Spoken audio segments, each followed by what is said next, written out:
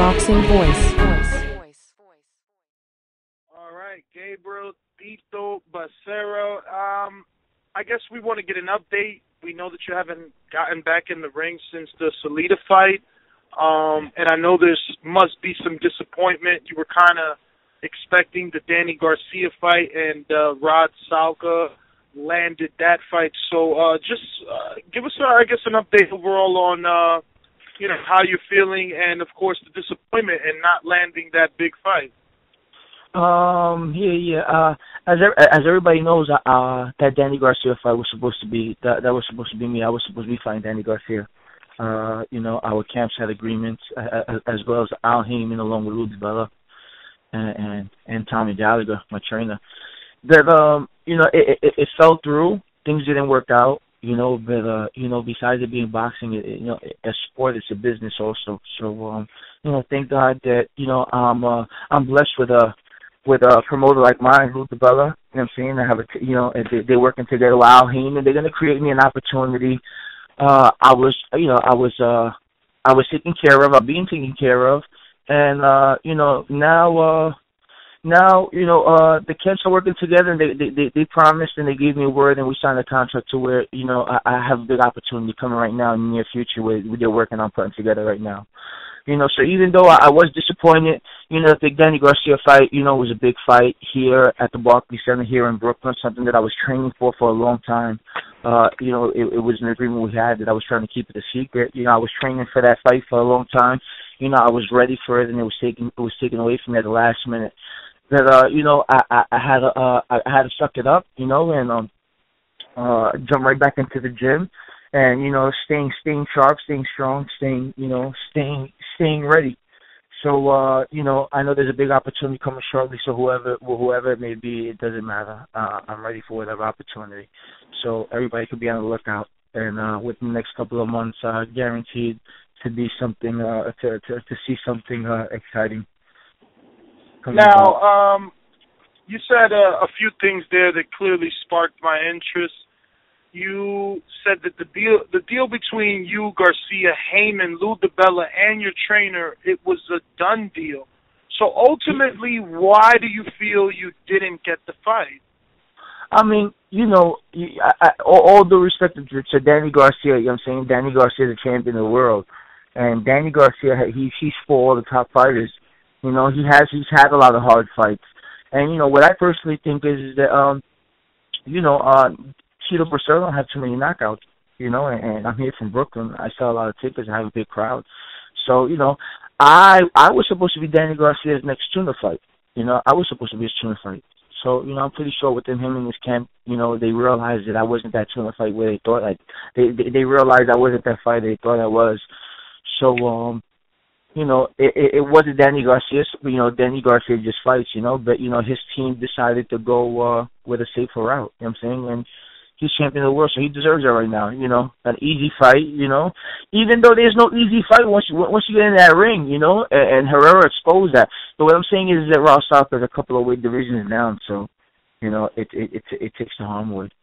Now, there was rumors that Showtime was basically the nail in the coffin on that deal, basically not approving you for the network. Is there any truth to that?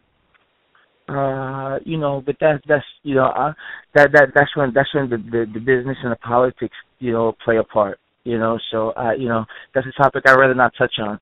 I've met Stefano Spinoza myself personally, and he's a very nice guy. So I'm sure it's 100% there's nothing personal that they have with me. Understand me? So sometimes that's sometimes, like I said, that's when the business and politics play the part.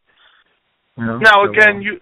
Like I said earlier, you said some things that sparked my interest, and another one being that Al Heyman, basically, you said that you guys signed a contract and something's in the works for you?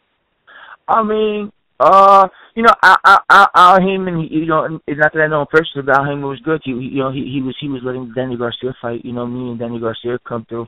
That now Al Heyman, you have to understand, Al Heyman and Lou DiBella do business because they have fighters where they're he manages and DiBella promotes. So there's an agreement there to look forward to in the near future. To hopefully Al Heyman is going to line me up with one of his top fighters. You know, he has a bunch of top fighters at 140. Understand me? Even if it has to, you know, even if I get the opportunity, if there's a right opportunity now at 147, understand me? But you know, Al Heyman will be able to make that happen. You know, I would love to fight any one of his fighters. That's what I'm looking forward to. I want to fight one of Al Heyman's fighters. Absolutely. I mean, most of them are marquee names in the sport. I guess so. So is that the reason of the inactivity? You're just waiting for a bigger opportunity than what you're used to because, you know, you've been showcased a lot on Broadway boxing, so you're just holding off until you can get something televised? Yeah, my team along with my promoter, I had the big fight lined up already. So now that I had the big fight lined up already, my team, rather than I prefer that I go, take one of these tune-up fights or whatever it is, and take a chance of getting cut up or anything like that could prevent me from a bigger fight in the future. So like I said, I have a team. I have DeBella and my team. They're taking care of me right now. So I'm put in a position where I could just I wouldn't have to fight right now and just focus on the big fight that they have coming my way. And that's what I'm looking forward to, and that's what I train for. I'm in the gym. I'm sharp. I'm sparring. So if I have a big opportunity coming right now, I wouldn't. I've had bad luck getting headbutts and stuff like that and getting cut up in the past. So let me ask you, when is this big opportunity coming up? I mean, do you have a tentative date lined up, or is it just like no? By the end of the year. By the end of the year, but I look forward to keeping you guys posted. It'll happen by the end of the year. All right. So you said you're staying in shape and you've been doing some sparring. Any names that our listeners and of course readers would be familiar with who Bracero is staying sparring with? I like to help. I'm here in New York, so I go from gym to gym, and I help fighters get ready. I just helped Danny Gonzalez get ready for one of DeBella's cards recently, and before that I helped Louis Cruz, the Cruz Controls Cruz, up and coming prospect, my friend DeBella's stable. Help give him a couple of rounds and help him out to get ready for a fight. And sparring with guys in the gym and just staying busy and staying sharp and working on some things.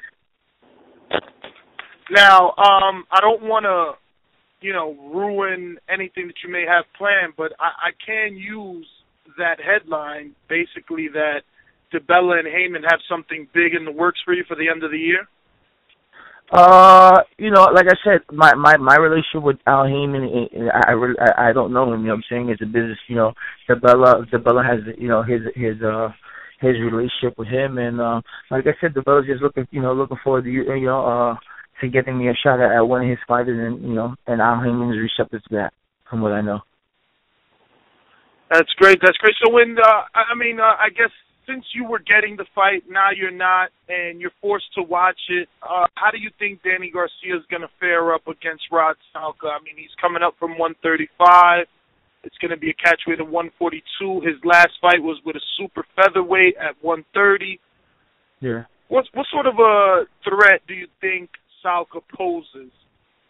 I mean, personally, honestly, I don't think Salka poses a threat, anything at all.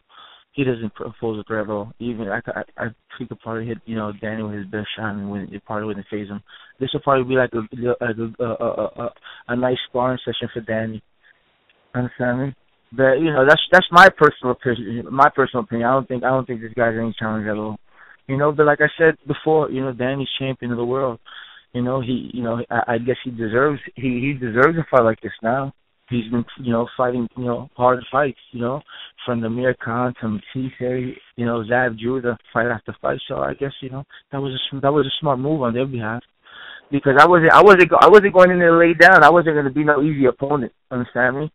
And they know that. But that was a smart move. Like I said, Danny deserves that. I'm saying, the easy fight right now. He's probably going up in weight class, so he'll be ready to bounce right back, in an even bigger fight. Well, Mr. Bracero, thank you for your time. As always, the Boxing Voice will continue to follow your career. If you want to give out any social media where our listeners and readers can follow you, and we can add that into the article and also post this audio on our channel, let us know. Absolutely. Thank you very much. I want to thank my fans and my supporters and my family out there. I appreciate it very much. They inspire me to train harder every day. Everybody can follow me at Gabriel Tito Bracero on Facebook, on Twitter Team Bracero, and on Instagram Team_Bracero. Be on the lookout.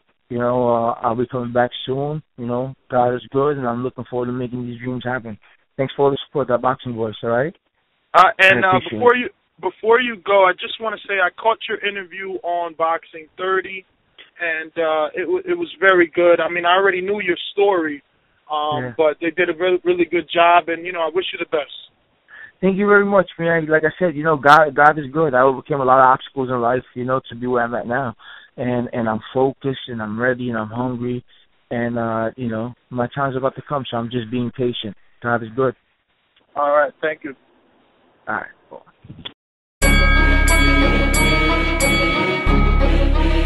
The Boxing Voice.